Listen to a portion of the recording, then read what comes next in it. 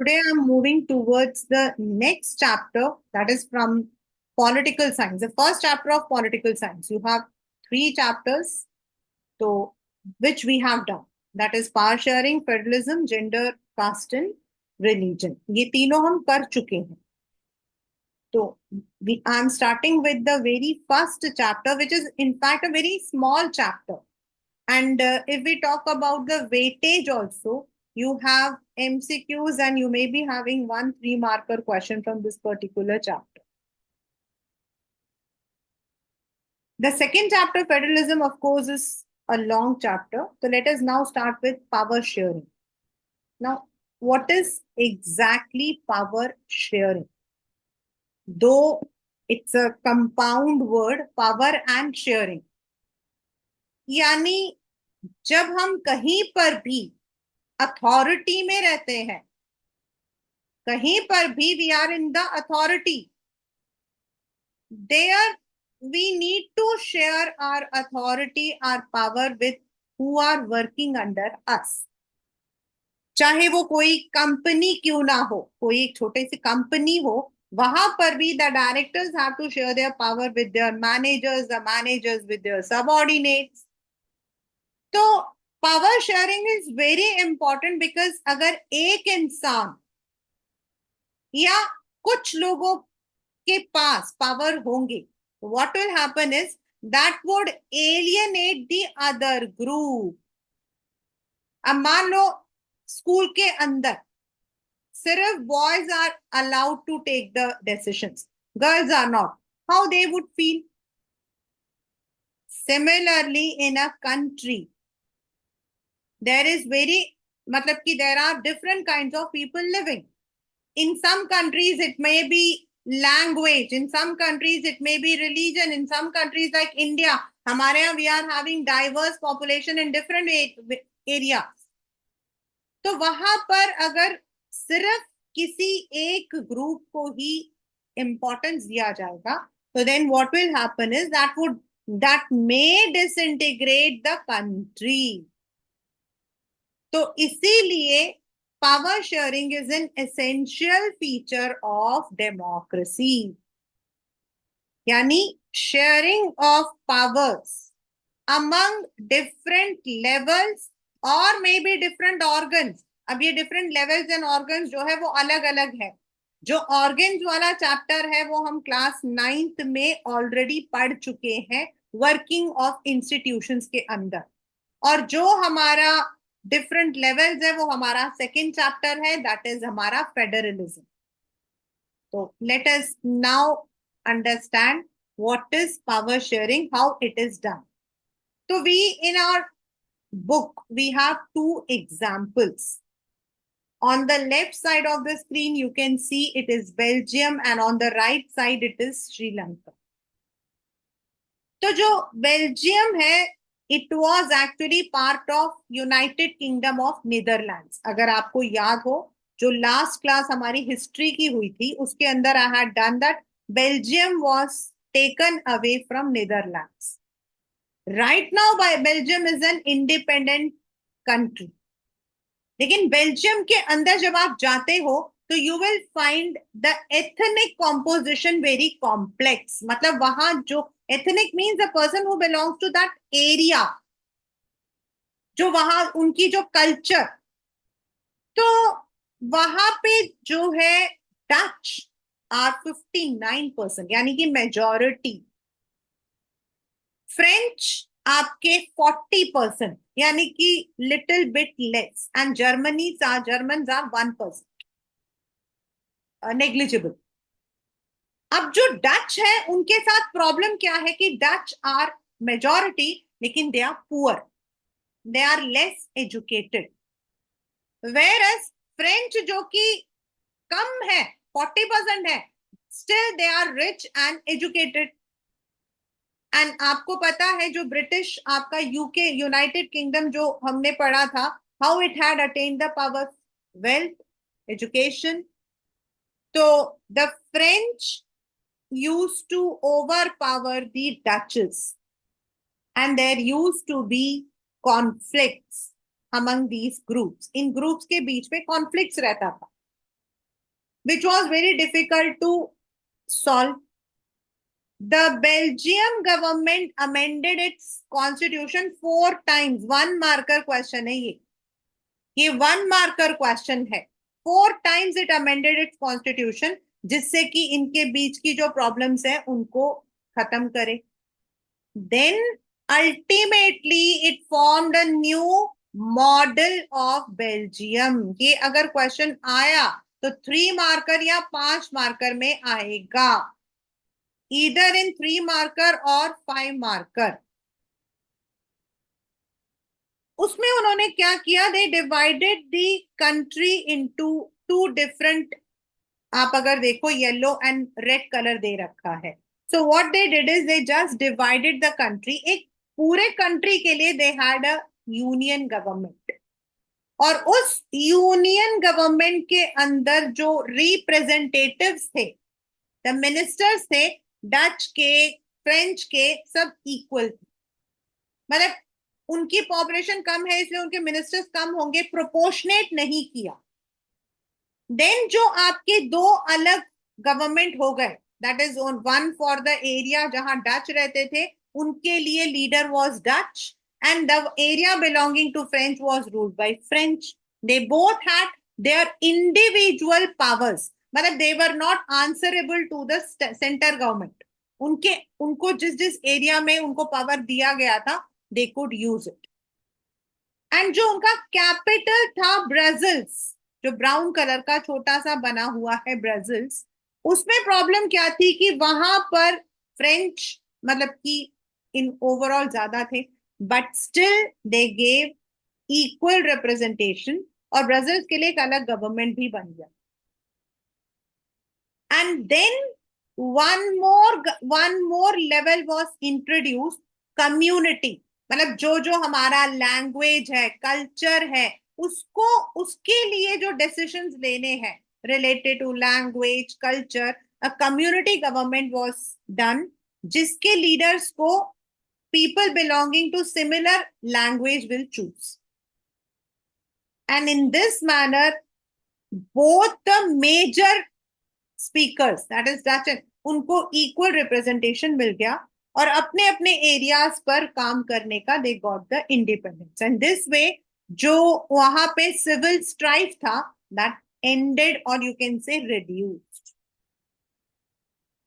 On the other hand, if we talk about our neighbor island country, हमारा जो island country, अगर हम उनके बारे में बात करते हैं, तो you would see that you can see yellow color, red color. This is from your book only.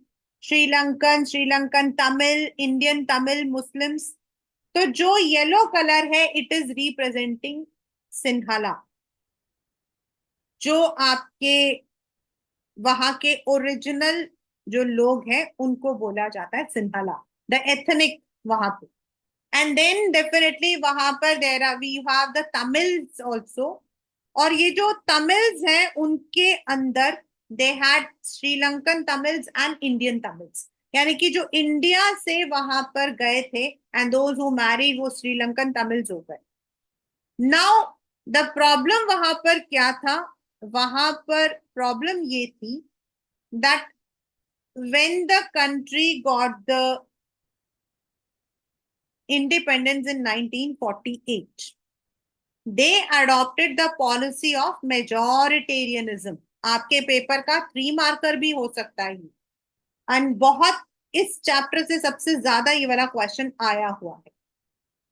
In 1956 they had enacted one act जिसके according Sinhalese were given preferential policies in government and university. क्योंकि उनकी जो population थी that was 74%, Tamil 18%. तो जितने भी आपके rules थे, पॉलिसीज थी, बेनिफिट्स थे, they all were aimed at Sinhala. वहां के जो श्रीलंकन तमिल्स थे, दे वर एलियनेटेड, क्योंकि उनके लिए there were no preferential policies. And this led to a civil war. What is civil war? Moving against the government. They formed many political parties, associations. They even asked the government to change. आपके कई important आपके जो political parties है like LTTE, liberation of Tamil tiger Eelam, they even demanded they should get a separate place, separate state called Eelam, उनको एक अलग state मिल जाए। लेकिन वहां के जो गवर्नमेंट थी उन्होंने सुना नहीं, and this led to a major violence, जिसकी वजह से कंट्री की जो यूनिटी है उसमें काफी प्रॉब्लम्स आई। अभी फिलहाल के लिए the government which is there, they are trying to accommodate both. But ये जो दो एग्जाम्पल्स हैं, one is of Belgium and another one of Sri Lanka, what does it tell? when people belonging to different areas, different aspirations live, अगर हम अपने policies को एक majority community के लिए, वो बेस्ड ऑन रिलीजन हो सकता है, कास्ट हो सकता है, क्रीड हो सकता है, अगर हम बनाते हैं तो दूसरे लोग जो हैं दे वुड बी हर्ट। तो this is very important that हमारे जो पॉलिसीज होती हैं, हमारे जो पावर्स होते हैं, that should be shared in such a manner कि सबको बेनिफिट मिले। तो the next question which can be now as a 2 marker question, पहले ये 3 में आता था, अब 2 मार्कर में आता है, since 2 has been introduced. What are the 2 reasons for power sharing?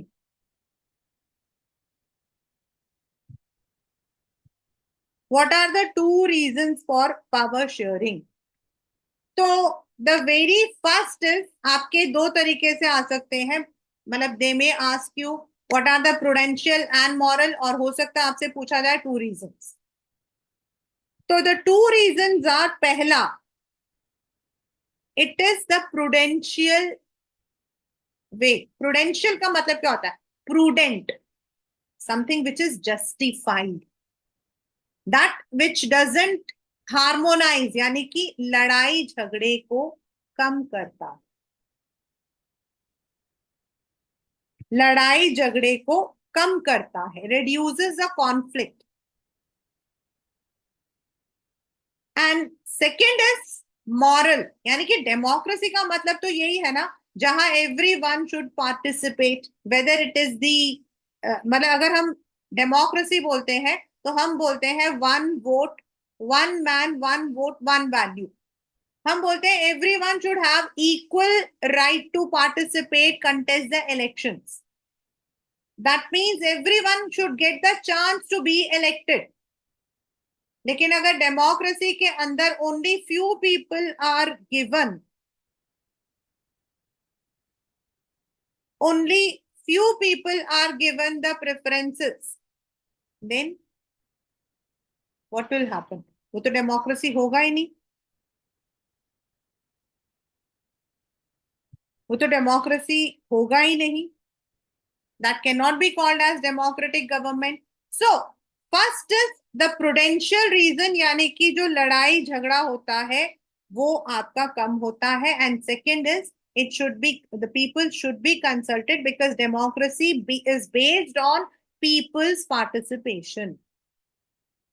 So that is, these are the 2 reasons for power sharing, मतलब ये जरूरी है। अगर हम बेल्जियम का देखते हैं तो what had happened?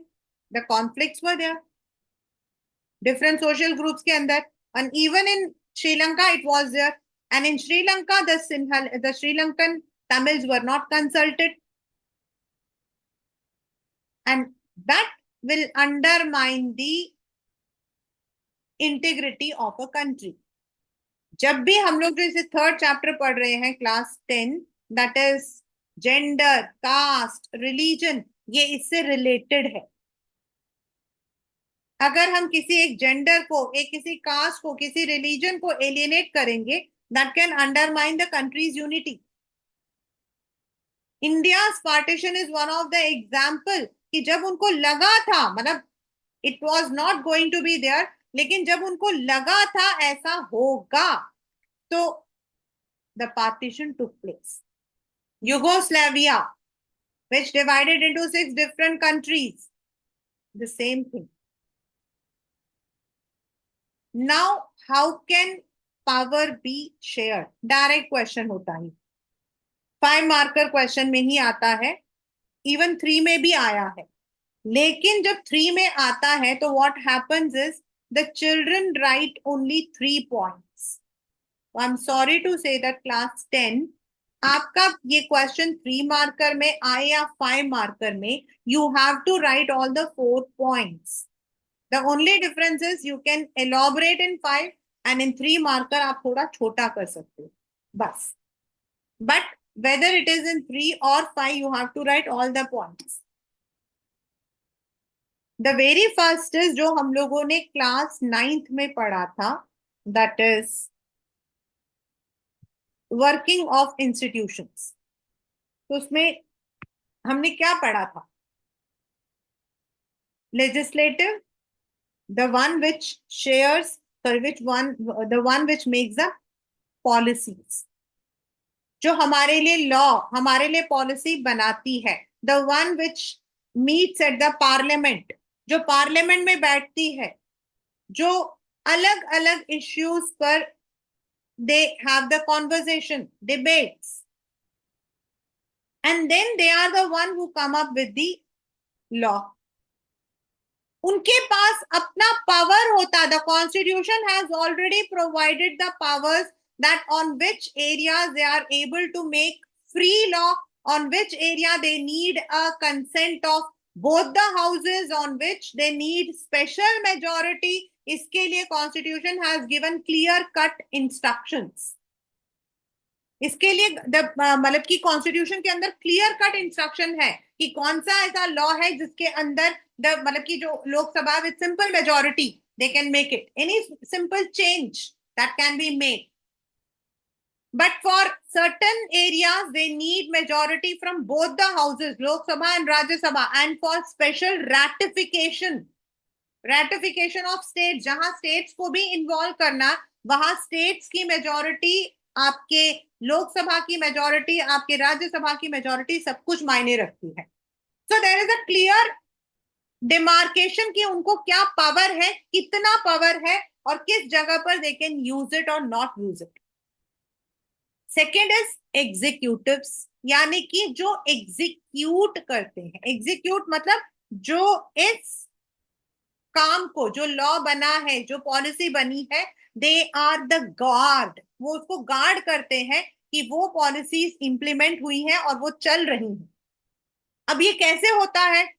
We have political executives, जो आपके मिनिस्टर्स हो गए, एमएलए हो गए, जो आपके 5 years के लिए चूज होते हैं। And then we have the permanent executives, आपके जितने भी आईएएस ऑफिसर्स हैं, डिस्ट्रिक्ट मजिस्ट्रेट्स हैं, those who are selected through the examination.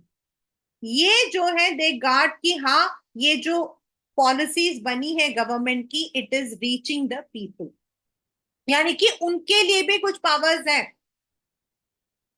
Then the third is an independent judiciary.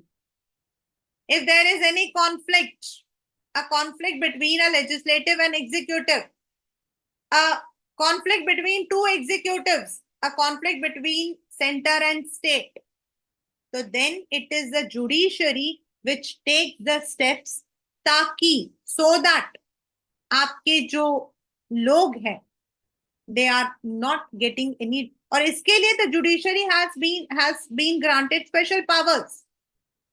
independent, हमारे यहाँ Indian judiciary is independent, it doesn't work under any government, it has independent authorities। the constitution has given certain authorities, कैसे judges appoint होंगे, कैसे उनको निकाल सकते हैं, तो अपनी मर्जी से it cannot be done। so the powers have been shared, और इन तीनों के powers equal है। legislative can check the executives, executives can check the legislatives, judiciary can check both of them। अगर legislative को लगता है executives are not working, they need to take the steps। executives को अगर लगता है कि there is some, मतलब कि the work और the मतलब कि जो आपका law है it is not, they can raise। judiciary को लगता है कि law has been wrongly made या फिर it is not मतलब कि कॉन्स्टिट्यूशनली राइट, तो दे कैन, यानी they can check each other. और इसीलिए हम हॉरिजॉन्टल को चेक्स एंड बैलेंसेस भी बोलते हैं। हॉरिजॉन्टल मतलब बराबर, The next is vertical. Vertical means सीधा, यानी इसमें एक को सबसे ज्यादा पावर मिलता है और बाकियों को according to their levels. In India, for example, in Belgium union government है और स्टेट गवर्नमेंट्स है. दैट इज डच के लिए एंड फ्रेंच के लिए. Similarly, in India, we have the union government, which works for the entire India. All the major decisions जो हमारे India के लिए जरूरी है वो लिए जाते हैं. एंड जो सेंटर्स है उनके लिए दे हैव देयर ओन पावर्स जो वो अपने एरिया में यूज करते हैं, जो हमारा पूरा अगला चैप्टर है federalism. It is also called as a federal system of government. India, जो Indian constitution does not foster the word federalism, लेकिन जो हमारा पावर का डिस्टिंग्विश, जो हमारा मतलब की डिमार्केशन है, that shows that we are having a federal government. हमारे कॉन्स्टिट्यूशन में ये वर्ड नहीं लिखा है लेकिन हम फेडरल ही मानते हैं अपने आप को. Region, union government has power for many area, जो आप already in federalism chapter you have read. They have the power to make law on all the subjects mentioned for them, plus union territories, plus when there is any emergency, state emergency, there might be financial emergency, there might be health emergency. So it is the center which takes the step. The center has more powers. Then the state government is there. And state governments have to work for their own states. जो उनको power लेना है, उनको जो authority लेनी है, उनको जो अपने स्टेट को डेवलप करने के लिए स्टेप्स लेने हैं, दो subjects are clearly mentioned in the constitution. And अब इनके नीचे जो हमारा 73rd एंड 74th अमेंडमेंट है, उसके according we also have the third local level, which can be called as municipality और पंचायत, जहां उनके सब्जेक्ट्स अलग मेंशन है कि on which subject they can make the law, from where they can collect the revenues, what are the areas where they can work. तो this is vertical power sharing. ये भी power sharing है, इसमें भी power को हम share कर रहे हैं. The next is it can be shared among different social groups. मतलब अब social groups क्या है आगे, I think जैसे हमने gender पढ़ा था, हमने we have read about casteism, we have read about religion. So in India we have secularism for religion. For the caste we are having now, what government has done, what constitution has done, constitution has mandated reserved category. तो ये जो reserve categories हैं ये क्या है? Now they are also having some powers. इन इसके अलावा I think one chapter was there, popular struggles, that was omitted, that now is omitted. उसके अंदर there was this particular topic. हमारे यहाँ पर we have some social groups like BAMCEF, BAMCEF, BAMCEF. जो बामसेफ है, दैट वाज आपका it is a complete group जो backward जो पीपल है, मतलब बैकवर्ड का मतलब all those who are belonging to the reserve caste और सम अदर कास्ट, उनका एक ग्रुप है. And this works for the upliftment, मतलब यहाँ पर ये it's not for the social, it is in the economic sense. तो they we are having the, हमारे यहाँ पर we are having those reserve one. हमारे यहाँ माइनॉरिटीज के लिए वी हैव माइनॉरिटी कमीशन. हमारे यहाँ minority commission is there which time to time takes up the survey which gives government को वो जो है अपना, it gives even it gives the its अपना जो कंसिडरेशन है वो भी बताता है वो.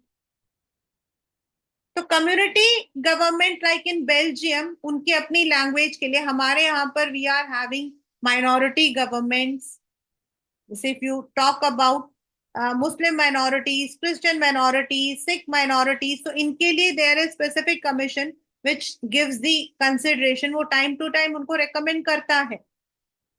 so that they also have the power to tell about their views, how it should be done, whether it should be done or not. That is done. Various commissions are set up on various areas. जो देखता है, हमारे यहाँ जब मंडल commission बना था, तो वो जो मंडल कमीशन था, that gave this recommendation that there should be 27% reservation for the people belonging to the backward community. तो ये जो recommendation दिया गया था, this is how they also got the share of powers. हमारे यहाँ जो इलेक्शंस हैं, जिसमें 84 seats for scheduled caste and 47 for scheduled tribe है, that is also in a way different social groups, they are given equal representation so that they don't feel alienated कि उनको जो है मेन स्ट्रीम में आने से रोका जा रहा है. In the local government, 1/3 of the seats are reserved for women. So this is how powers are shared among different social groups. ये सब कुछ आपके पेपर के अंदर में भी एलॉबरेट होके आपसे पूछा भी जाए. Last but not the least is powers can be shared among different political parties, pressure groups, and this can be जैसे हमारे यहाँ alliance है. This is not there in Belgium. Belgium में हमारे first 3 है, लेकिन Belgium में we don't have the 4th one. For example, in our country, we have many people. अभी क्या है, अभी जो अभी हमारा गवर्नमेंट है, right now the government did not get a clear majority. So earlier जो हमने फेडरलिज्म चैप्टर में पढ़ा था, बिफोर 1990s, 92 से पहले क्या होता था, हमारे यहाँ alliance was form, the first alliance in India was formed in 1967. I think it was called SVD, some कुछ ऐसा था, उस वक्त फॉर्म हुआ था.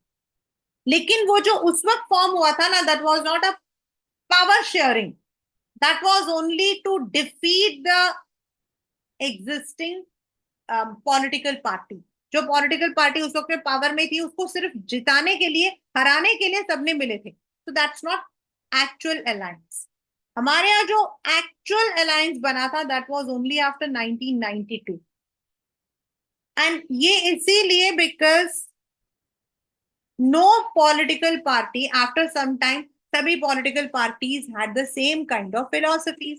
सबकी philosophies same थी.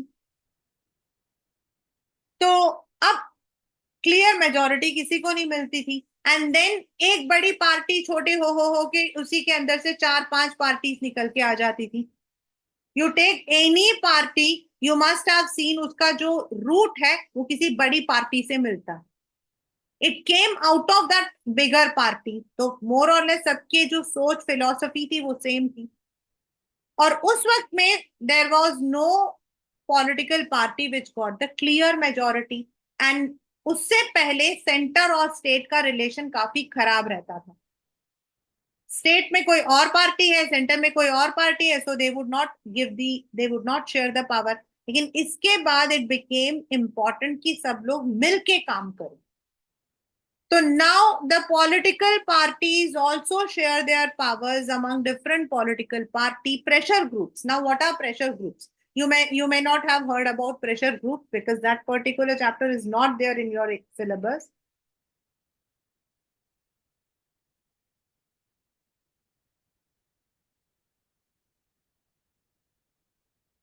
In the pressure group, what happens is there are 2 kinds of pressure groups. एक होता है हमारा प्रेशर ग्रुप जिसमें हम गवर्नमेंट के ऊपर प्रेशराइज करते हैं to change the policy. And this pressure group can be, जैसे अभी आपका किसान का चल रहा है, तो जो जितने भी किसान के जितने भी पूरा ग्रुप है across north India, from Punjab to Uttar Pradesh, उन लोगों ने अपना जो है they have form that, they have their own, अपना ग्रुप है उनका, यूनियन है उनका, Bharatiya Kisan union, BKU. and they put the pressure on the government to change its policies.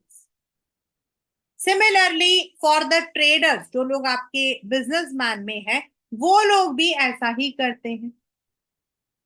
They put all the, मतलब कि if they feel whether it is a tax, whether it is certain policies, कोई नया law आया है, so then they all together put the pressure on the government to change that policy. उनको हम बोलते हैं pressure groups. यानी कि they can be supported by a political party or they may be an individual pressure group. Third movement, Narmada बचाओ movement, Tehri movement, यानी कि through the movement, through the protest, they would try to put the pressure on the government to bring a new law, change the existing law, या फिर कोई change आया. जैसे अभी for example, अभी जो आपके डॉक्टर्स हैं, they have all gone on a strike, या they are going to, they are planning to go on a strike. Why they are going? Why they are taking this movement? Why they are putting this pressure? Because उनके एक student के साथ गलत हुआ and they want that the justice should be taken and the demands जो वो लोग चाहते हैं for their safety, that should be fulfilled. So that is the way they are putting the pressure on the government. यानी कि उनके लिए मतलब कि they may be supported by some political parties. The recent example of the that Delhi Institute, जिसमें 3 बच्चे मारे गए थे, the one which in Rajendra Nagar, when the people protested, one of the political parties supported it and they wanted the government should take strict steps against all those जो उसमें involved थे, जिनकी वजह से वो हादसा हुआ था. तो they also have some powers, यानी कि हमारे यहाँ पर in a democracy and specifically in India we have 4 forms of power sharing. The first is horizontal, आपके ये 1 मार्कर क्वेश्चन में आ सकता है. इसका दूसरा, what is its alternative name? The checks and balances, because it checks and balance रखता है. The second is vertical, it can be called as federal, where the power is divided according to the level. Union has more powers and then state and then the local government. The third one is among different social groups. Like in our country, we have the minority commission, which takes मतलब कि वो जन आपका delimitation, तो ये देखता है कि कौन से एरिया में किस तरीके के लोग रहते हैं, उसके according they drive the policies. And last but not the least is among different political parties, like building the alliance, मिलके coalition, pressure group, movement, और इस तरीके से the power is shared among different areas.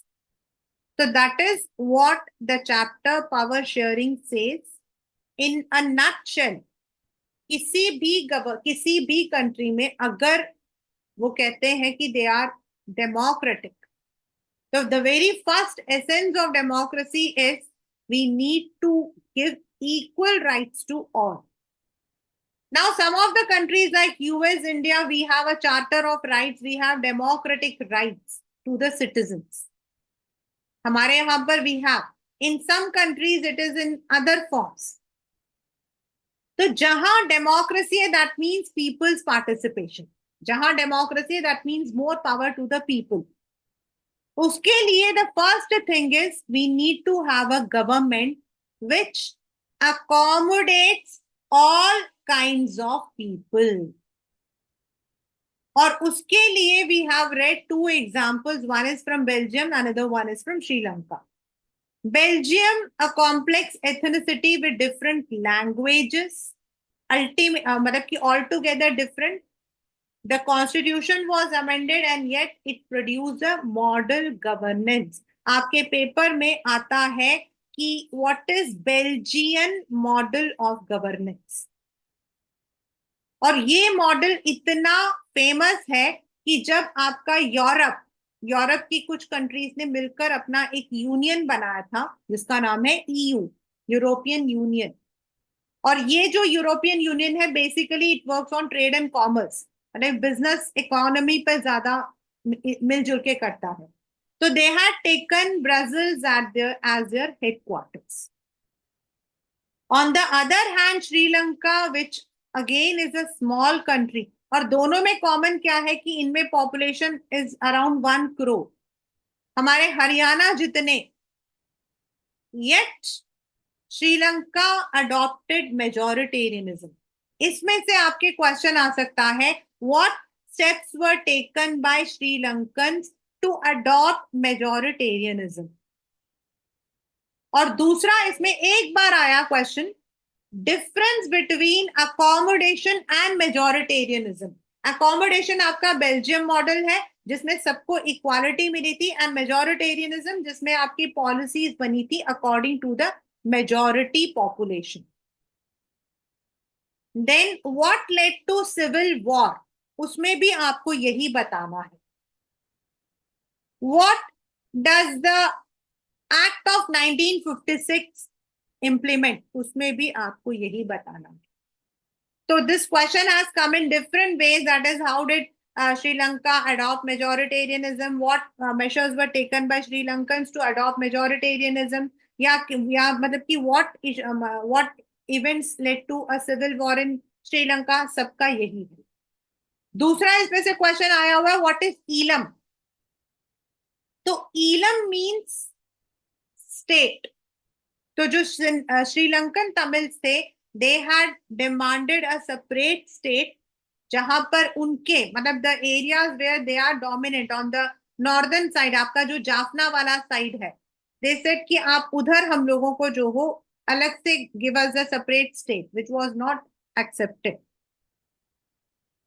Then why is power sharing important, 2 marker में आ सकता है, prudential and आपका moral. And it can also be a MCQ question, आपको जो है मीनिंग दे दिया जाए, इट रिड्यूसेस पॉसिबिलिटी, ये कौन से वाला है, तो प्रूडेंशियल, या फिर it is the very spirit of democracy, ये कौन से वाला है, moral. Then what are the different forms of power sharing is a direct question of 3 और 5 मार्कर, उसमें you have to write all of them. So that is the very shortest chapter I can say in your political science, that is power sharing.